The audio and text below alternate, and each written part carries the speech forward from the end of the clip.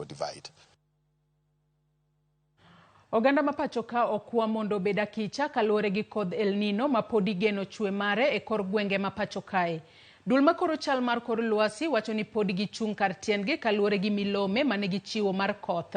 Dul makoro chal mar kor lwasi wacho ni koth mane oneno e odira mokalo bende ne ochwal gi yamo mapek ei Indian Ocean. Sharon Ong'ao gi mathoth. Ok jathorne e dwe mokwongo mar higa ka higa, to e higa ni chal mar kor lwasi opogore. Koth mane ochako chwe dwe mar 10 mar higa mokalo, mane nego bed ni rumo dwe mar 12 mar higa mokalo pod dhi mbele. The season for the year 2023 for the short rains is influenced by the El Nino phenomenon, and the strength of the El Nino phenomenon this time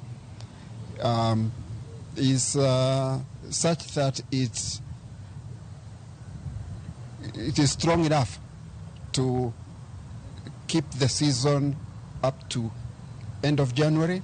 Bad migawo makoro chal mar kor lwasi wacho ni koth mapek mosebedo kanene kor gwenge ma pachoka kopogore gi gwenge mag nyandwat ma ugwe. En koth mane ochako e dwe mar 10 mar higa mokalo. Kata kamano, pek mar koth mane oneno ndalo 2 mokalo en kaluwore gi yamo mapek e nam ataro ma Indian Ocean. On Friday, we had this cyclone that we've been observing over the Indian Ocean, and it kind of made a sudden move and caused the kind of rainfall that we have received all over the country.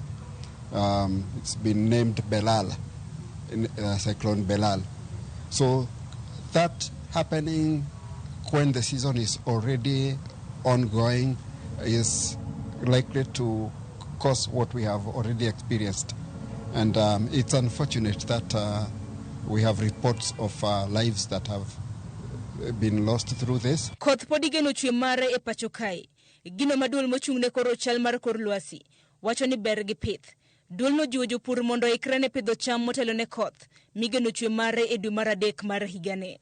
And those who cared to sow something like maize, and not just people, even for livestock, even wildlife, I think there is something positive about that.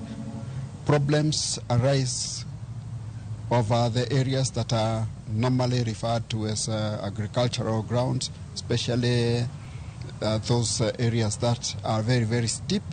Kaluwore gi milome mar chal mar kor lwasi mane ochiw juma mokalo, koth podi geno chwe mare e gwenge kaka milambo mar hoho mar Okak, gwenge mag nyandwat mar Kenya, kaachiel kod ugwe.